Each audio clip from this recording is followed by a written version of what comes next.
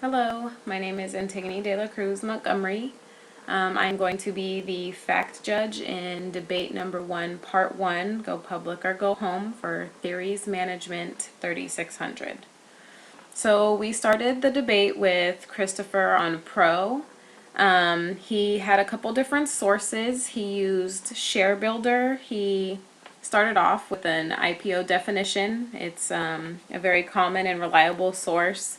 ShareBuilder.com securities products are offered by Capital One ShareBuilder Inc., a broker-dealer and member of FINRA and SIPC. He also uses InvestorGuide.com as a source to explain who can benefit from IPO, things like such as potential to expand, acquiring other companies, gaining more resources, and potentially being bought out by other public companies. Also, I feel like InvestorGuide.com is a good source of info as it's unbiased and there for the public to use as a tool making their own financial decisions rather than consulting a broker, which can be expensive. Also, in Chris's pro debate, he not only used online articles and magazines to support his argument, but he used personal experience, which made it more personable in explaining why investors should be more interested in an IPO.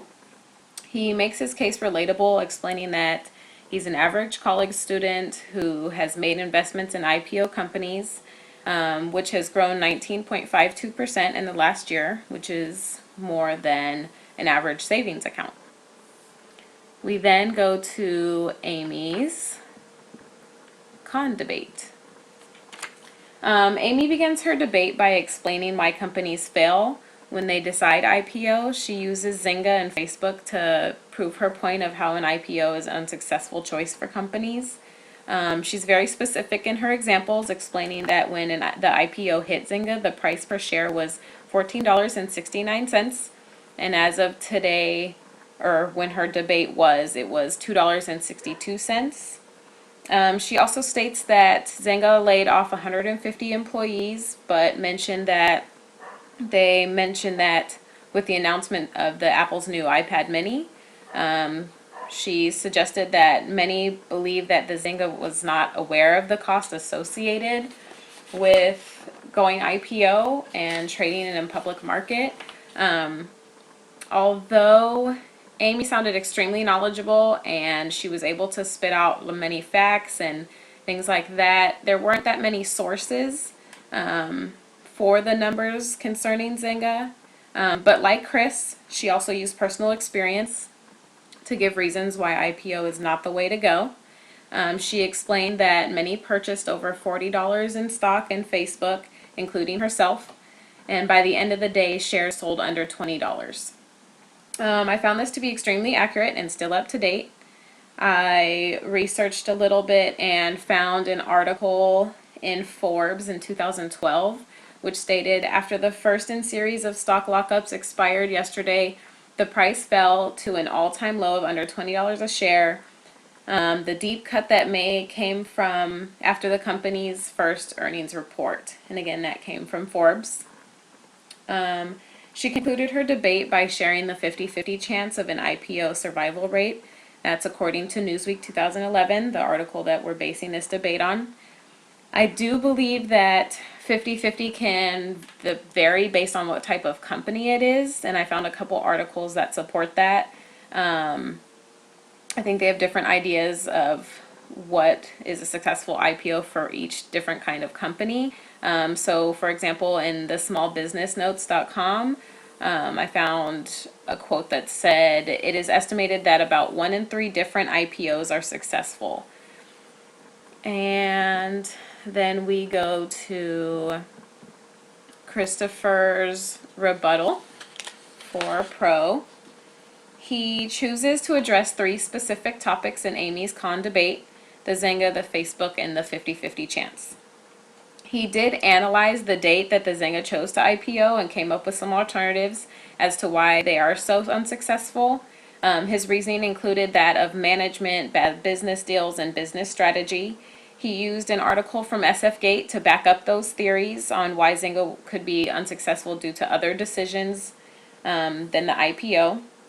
And after reading the article, I feel like that was a really good article to support that, and there was a lot more information that could prove his point in there, such as in the same article, there was a quote by Coe saying, but by far the company's biggest success was Draw Something. The game has been downloaded 35 million times in just 6 weeks.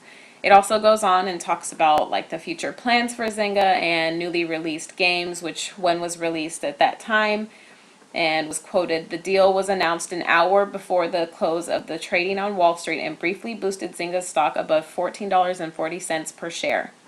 The stock closed at $13.72, up 33%. And again, that's all that SF Gate article. And then finally, Chris addresses the 50-50 chances to successful IPO by citing why companies fail in the Harvard Business School. I felt like this was a great article as well that helps make the point that there is always a risk when you start a company or make any changes. Excuse me for the pronunciation. Shekhar Ghosh is a senior lecturer of the business administration at the Harvard Business School, and I felt like he was a good source just because he was very knowledgeable of company startups and things like that. And in turn, Chris turns Amy's comment of 50-50 is a large risk to that it's also a chance in success. Finally, we had Amy's con rebuttal. Her rebuttal is mainly supported by an article from a website, TechCrunch, called Make Sure Your Company is Ready for Prime Time by Spencer Raskoff, the CEO and director of Zillow. After reviewing the article, I decided to research Raskoff and found that he is an extremely knowledgeable and experienced person in the topic of IPO. He's gone public with several popular companies such as Hotwire and gives a detailed breakdown of when a company is ready for IPO, which Amy does go over. It was a little biased just because it's his opinions and experience alone. Same thing with the Shekhar Ghosh. It's their experiences that they're sharing. And for the conclusion, I think that both parties did a really good job. They used facts, personal experience to make their arguments. They were both extremely knowledgeable about the topic and were able to make it relatable to the current world. They presented their sides in very clear and persuasive manners. I think Chris used more quotes and articles, whereas Amy used more personal experience and knowledge. All the sources that they used were within the last 5 years and from credible sources. And they spoke eloquently and used their time very well. So good job.